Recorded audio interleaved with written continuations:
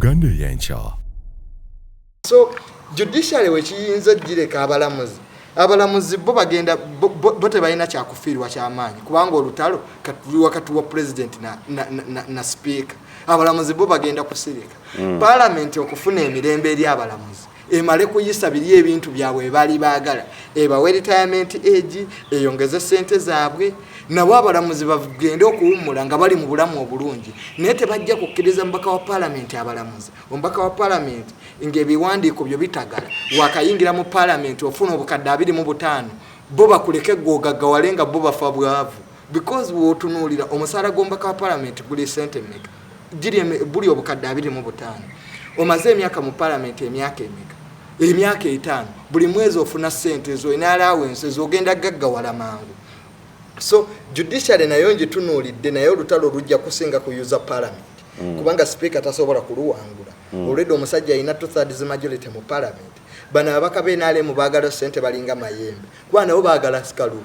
President Museveni yababeiringa out mulonis bamanerenda babali bubi kati go bagamba bakubate nyini sente yaja kubayita mu state house sente bulabo olulimi we lukyuka you know the law hasn't fair we passed that deal because of law neba badde bazitwala ali tebatunulidde lo naye bwe banafuna sente le President Museveni bojjo kulaba ngo ludicha lutuuse yes the whole process it wasn't in law bibawoka ba parliament bayina saba bakati basobola containing lutalo na president ajja kuba wa sente za kalulu abaweza amabanja kuba bonna bagenda mu kalulu bagala sente so at the end of the day speaker ajja kubeera nga yafiiriddwa mu lutalo okugenda maaso n'olutalo luno Robert Kyagulanyi Ssentamu yavaayo n'abaako byayogera n'agamba nti zino sente za kibi enonguzi yennyini ng'olutalo terunatandika nno nakuyinda nnyo bigambo kubeera nga biwanvuwa.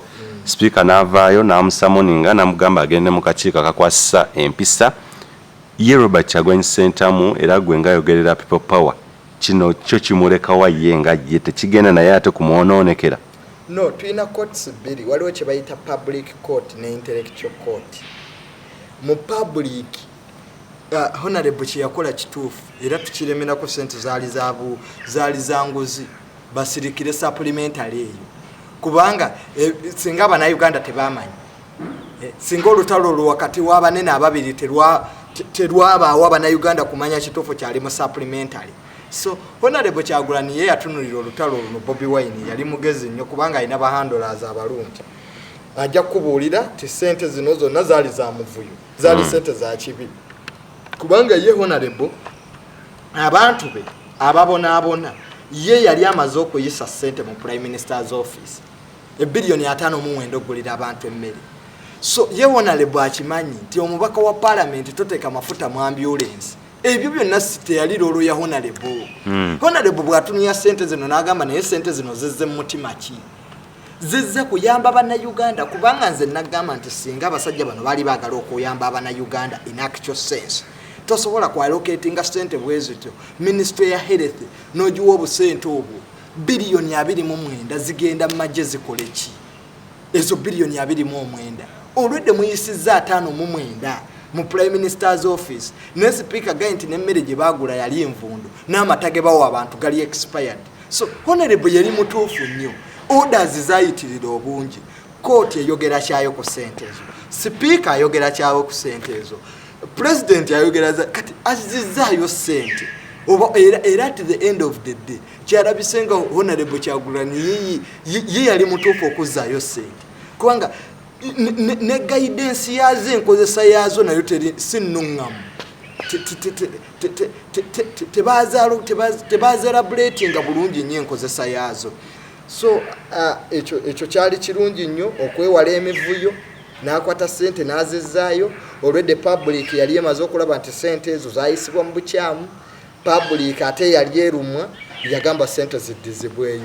So yali mutuufu nnyo okuzaayo sente era ekyo kyamuwadde scores amaanyi nnyo kubanga honorable ye yasooka okulaba nti sente zino mu butuufu omutima gwe zijjiddemu n'engeri gye zirina okuyambamu abantu sinnuŋŋamu terambikiddwa bulungi ate bano ne bagenda mu kooti bawona Lebo Kaluhanga era ne kooti neewa kyekintu kyekimu ti sente ziddizibweyo era ye kye yakoze ate ng'era kyekituufu sente ziddeyo. Okubeera nga y'omu ku abo ababaka abatono ennyo abatawera na ndowooza bataano abawakanya ekikolwa kino eno era ye n'akiyita ekikolwa eky'enguzi. Sooka olambulula abantu eno nguzi ku ki? Nguzi fe we tukkiriziganya nti nguzi loolo zonna ze baawa ababaka ba paalamenti mu ssente ezo si loolo zaabwe. Omulimo gw'omubaka wa paalamenti kuyisa mateeka. So bano we batuula ne bakola supplementary y'ekibbi nga bwe twagirabye era ze kuva dda ngiyita ya kibbi buli omu n'afuna. Baategeera nti ababaka ba paalamenti bajja kuba enduulu n'ababaka nabo ne beeteeramu mu bubbi kwa yonna ya kibbi teri realistic. Tosulaga nti owadde billioni 5.6 Prime Minister's Office. Prime Minister's Office bagiteekeko audit olaba abasajja ebadduka emisinde oba billioni 5.6 ezo zaaguze emmere nga bannakampala abasinga tebaafunye emmere. Sipiika yennyini n'agamba nti baagula emmere envundu. Ekyo kinene nnyo kyexposinga gavumenti nti muguze emmere envundu muwadde abantu amata agali expired. So enguzi eno yajja kuwa ababaka ba paalamenti basirike ekya supplementary kiyitewo naye olw'okuba nti President Museveni ye mu maafiya ye bw'amala bakozesa bonna bano n'amala okufuna kyayagala ez'amagye ne ziyita ezize ezigenda mu State House ne ziyita waayina okubaawo casualty afa omuntu gwe balina okuteekako bulemu ye paalamenti mu byonna ye yafuuka bulemu. Mu Bank of Uganda scandal yaliwo malinga gwe baagoma. So mu buli bubbi bwa gavumenti walina okubaawo afa public gwegenda naye. Byandala Honorable Byandala gwe bawayiza nti yabba ssente z'ekatosi naye nga abaazibba balala. So buli bubbi bwa gavumenti buli scandal ebeera ku gavumenti. Ku luno lwabadde lutawo lw'ababbi n'ababbi abali eno n'ababbi abali eno. So ababbi ku luno be balwanaganye tewabaddewo omuntu gwe bayinza kuteekako jirikiti bamusuule ng'embwa ebagikasuka ku jirikiti. So Honorable ye kyagamba nti ssente zino zaali nguzi.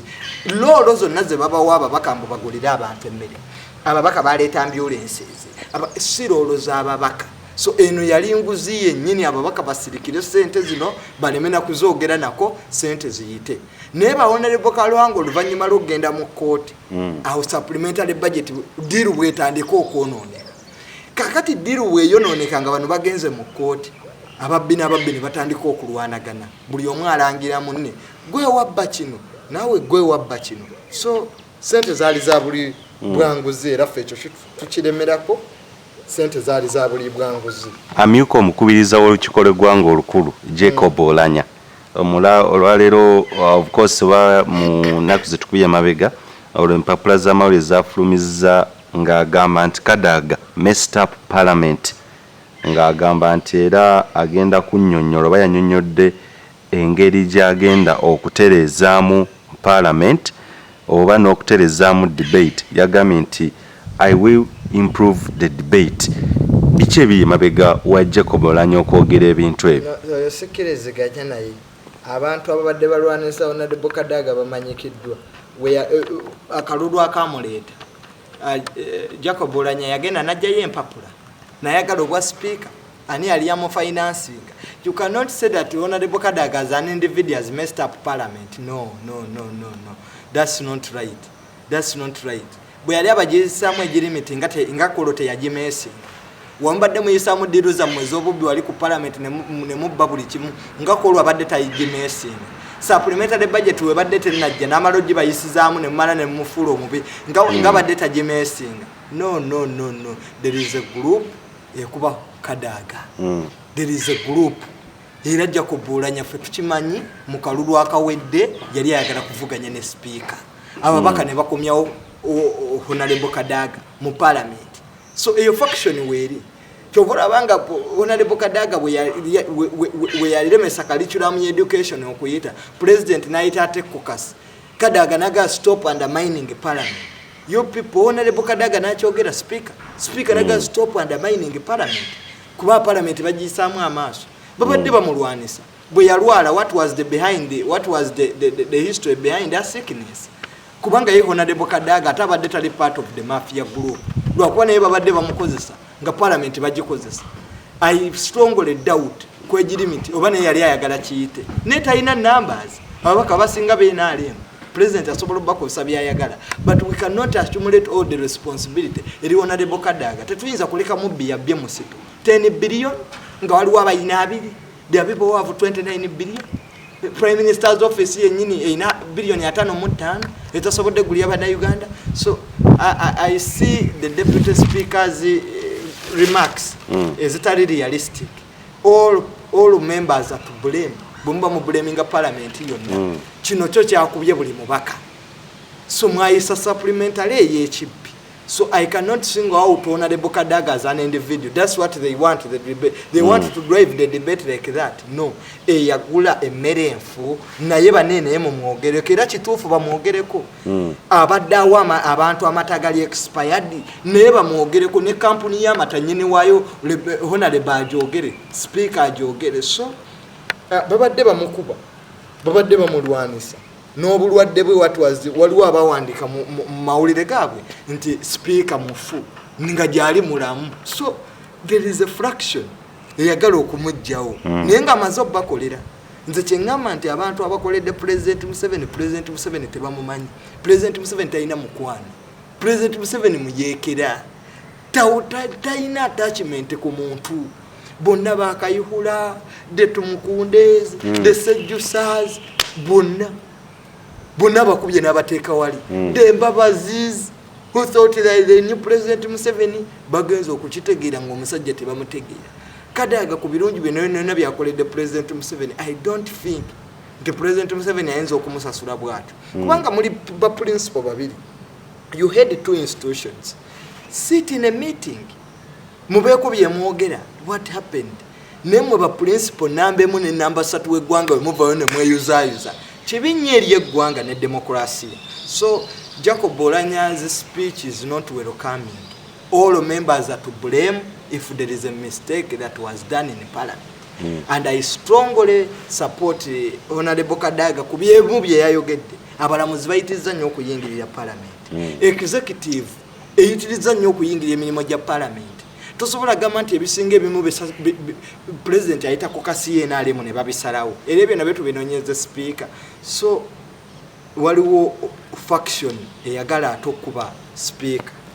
Okutunuulira how the 10th parliament has performed, olaba ddala kituufu eyambye munnayuganda in regards or as far as the roles of the August House concerned, olowooza munnayuganda afunyemu? 10th parliament yejja kulwawo ng'ejjukira kubanga nze kyensinga ogijjukirako ye yayisa egirimiti. Mu demokrasiya president buli walwa mu buyinza afuna ne mu psychology emyaka President Museveni gyalimu tuba tusoma mu psychology emyaka 75 abantu bwe bato baba bantondo baba beerabiralabira olukye yayogedde jja batakyakijjukira because nature comes in. Emyaka 75 okufuga eggwanga nga lina miliyoni 4 ez'abantu kinene nnyo. Olaba gobere waka ne family yongo ina abaana 3 naye nga bakulumya omutwe. So parliament eno teyambye nnyo mu Uganda era kijja kuneewuunyisa nnyo abantu komyawo ababaka bwe batyo. Parliament eno ebadde nnyo ku ssente. Deals ezisinga ziyitidde mu parliament eno tebateesa ku bintu biruma muntu wa bulijjo.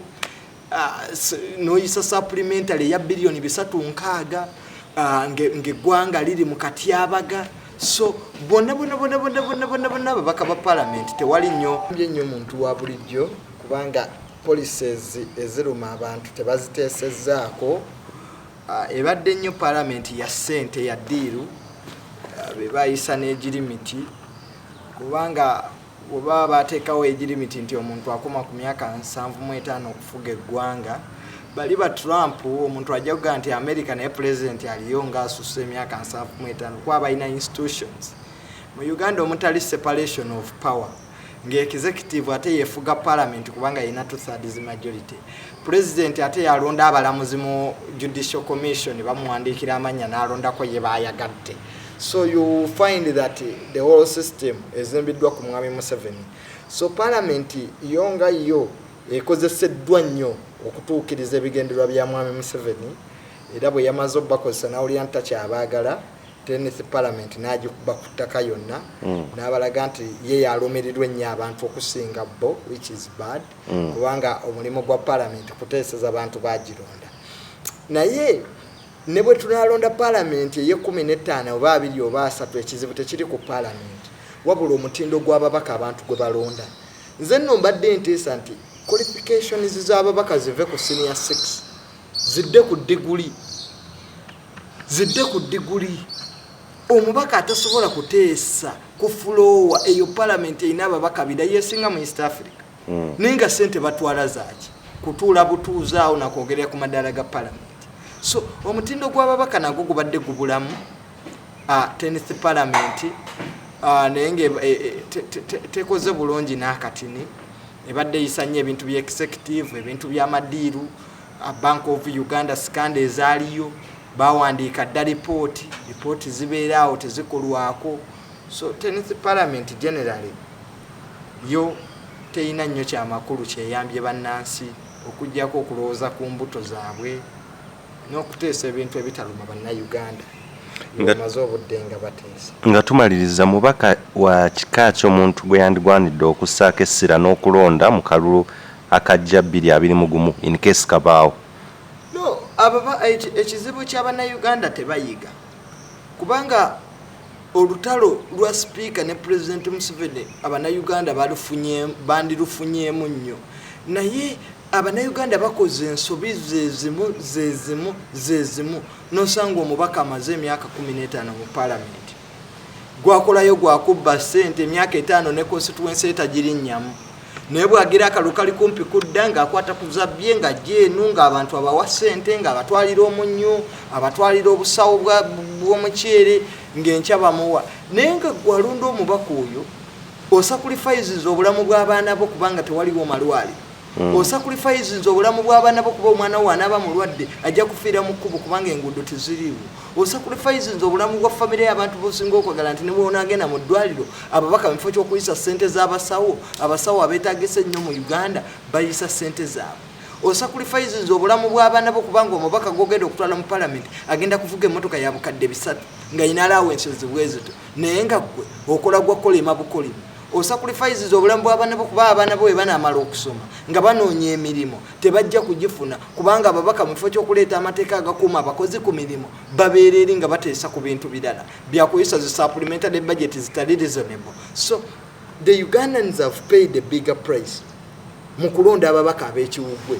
Omubaka nayimirira nagaa ti bannaye muntwale mu Parliament nange ndyeko era abantu ne bamutwala alyeko. At the end of the day abantu be basasulira Ugandans be babateekayo teri mubaka yeteekayo bweteesi nosanga Parliament ng'omubaka amaze emyaka 15 omubaka amaze emyaka 10 mumugyeeyo naye abantu ba Uganda olw'okuba nti ssente zaabamalamu abannayuganda tebayiga nga nsobi ze babadde bakola okuva gye bujja ne gye bulaga era bajja kulonda mwami Museveni abamu mu kalulu n'omugamba naye ggwe mwami Museveni agenda kuwa omutwalo gumu mu kalulu yagenda atula eri mu State House ne famire ye coronavirus yunaze mu lockdown abantu nabalabye embaale nga balya mmese story yabaddeko abantu nga balya mmese naye nga by'abannayuganda bye basasulira we bateebereremu ng'obudde bukyali. So abannayuganda beebereremu omutindo gw'omubaka obubaka atasobola kwogera tasobola kujja mu Parliament omubaka atasoma agenda okukola etteeka lya oil nga teyasoma na petroleum law